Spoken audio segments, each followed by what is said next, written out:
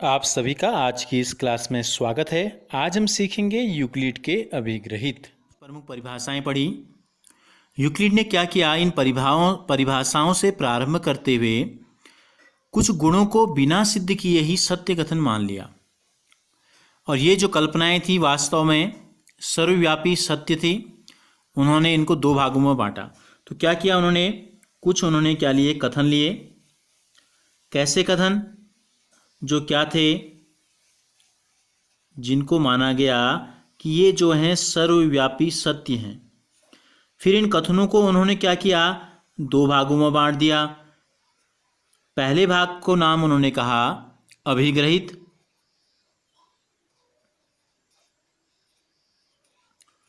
और दूसरे को नाम दिया गया अभिधारणा। थे या सत्य थे हम कह सकते हैं। फिर उन्होंने क्या किया, उन्होंने सामान्य उदाहरणाएं जिन्हें निरंतर गणित में प्रयोग किया गया और जिनका ज्यामिति से विशेष संबंध नहीं था, उनको डाला उन्होंने अभिग्रहित में।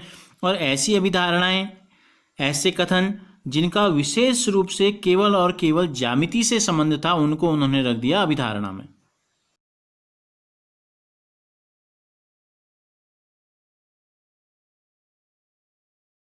अभिधारणा है, ठीक है। तो जिनका संबंध केवल और केवल ज्यामिति से न था, हमारे दैनिक जीवन में या गणित के अन्य क्षेत्रों में भी था, वो हो गई अभिग्रहित। और जिनका संबंध केवल और केवल ज्यामिति से था, उनको उन्होंने रखा अभिधारणा के अंतर्गत।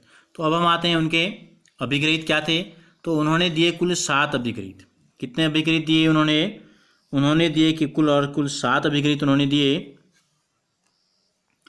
ये थे अभिग्रहित, ये थी अभिधारणाएं। तो अब हम आते हैं अभिग्रहित के अंतर्गत।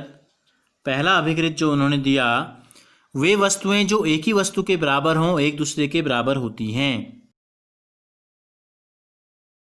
वे वस्तुएं जो एक ही वस्तु के बराबर हों एक दूसरे के बराबर होती हैं। जैसे हम इसमें ये मानते हैं, माना हमने एक त्रिभुज लिया और एक हमने ले लिया आयत। इस त्रिभुज का जो क्षेत्रफल है इस आयत के क्षेत्रफल के बराबर है, ये हमने मान लिया। वे वस्तुएं जो एक ही वस्तु के बराबर हों एक दूसरे के भी बराबर होती हैं। और हमने एक क्या लिया, एक वर्ग हमने ले लिया, और इस वर्ग का क्षेत्रफल भी इसी आयत के बराबर है। ठीक हो क्या? इस वर्ग का क्षेत्रफल भी हम ये मान लेते हैं कि इसी आयत के बराबर है। तो इसका मतलब ये त्रिभुज का क्षेत्रफल इसके बराबर है, इस वर्ग का क्षेत्रफल इसके बराबर। तो इसका मतलब क्या है? इसका मतलब ये है कि दोनों का क्षेत्रफल भी आपस में क्या होगा, बराबर होगा। ठीक है, ये बराबर, ये बराबर, तो इसका मतलब ये दोनों भी आपस में बराबर होंगे। तो इस प्रकार की अवधारणाओं को, प्रश्नों को हल करने के लिए इस अभिग्रहित का प्रयोग उन्होंने किया। दूसरा जो उन्होंने दिया अभिग्रहित, यदि बराबरों को बराबर में जोड़ा जाए तो यदि बराबरों को बराबरों में जोड़ा जाए तो पूर्ण भी बराबर होते हैं।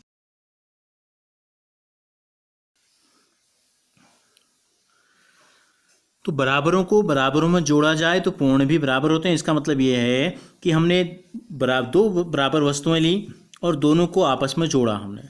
जैसे ये मान लो आप, हमने एक ये लाइन ली और एक लाइन हमने ये ली, ये दोनों बराबर हैं, ये दोनों क्या हैं, बराबर हैं। फिर हमने क्या लिया, इसके बराबर एक लाइन यहाँ दोबारा ली और इसके बराबर एक लाइन यहाँ ली। फिर इन दोनों को हमने क्या कर दिया, प्लस कर दिया। तो हमको क्या प्राप्त हुआ, एक लंबी लाइन हमको प्राप्त हो गई। तो यहाँ भी एक लंबी लाइन हमको प्राप्त हो गई। तो इसका मतलब क्या है, बराबरों को बराबरों में जोड़ा हमने तो पूर्ण भी बराबर होंगे, यानी कि इन दोनों का जो सम आया वो भी आपस में क्या होगा, बराबर होगा। ठीक हो गया? क्योंकि हमने क्या किया, दो एक जैसी संख्याओं को जोड़ा, रेखाओं को जोड़ा, तो एक रेखा प्राप्त हुई। और बिल्कुल सेम कंडीशन हमने यहाँ भी की, तो इन दोनों का जो परिणामी रेखा है वो दोनों की बराबर होगी।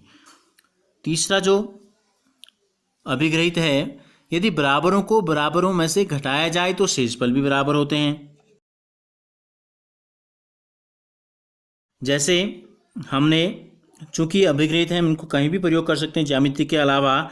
तो हमने ये मान लिया, माना ये 1 5 हमने यहाँ लिया, 1 5 हमने यहाँ लिया। बराबरों को बराबरों में से घटाया जाए, यानी कि दो बराबर संख्याएं ली और दो बराबर संख्याएं और हम ले लें 3 3, इनको घटाएं तो इनका परिणाम क्या आएगा, इनका परिणाम भी 2 और 2 जो एक जैसे आएंगे। चौथा जो अभिग्रहित इन्होंने लिया, वे वस्तुएं जो परस्पर संपाती हों एक दूसरे के बराबर होती हैं।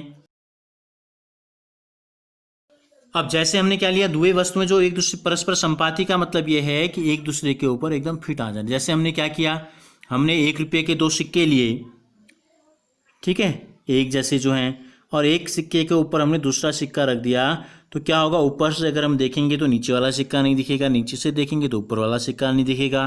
तो यानी कि वो दोनों एक दूसरे के क्या हो गए, संपाती हो गए। तो जब हम इनको अलग अलग करेंगे तो देखेंगे कि दोनों सिक्के जो हैं एक दूसरे के बराबर हैं, इसीलिए क्या कर रहे हैं, वो एक दूसरे को पूरा ढक ले रहे हैं। पांचवा अभिग्रहित जो है पूर्ण अपने भाग से बड़ा होता।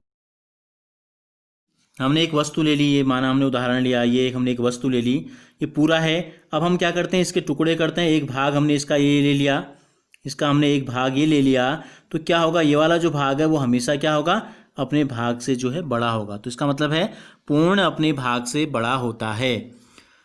छठी जो अभिग्रहित है, छठा जो अभिग्रहित है वो है एक ही वस्तुओं के दुगने परस्पर बराबर होते हैं।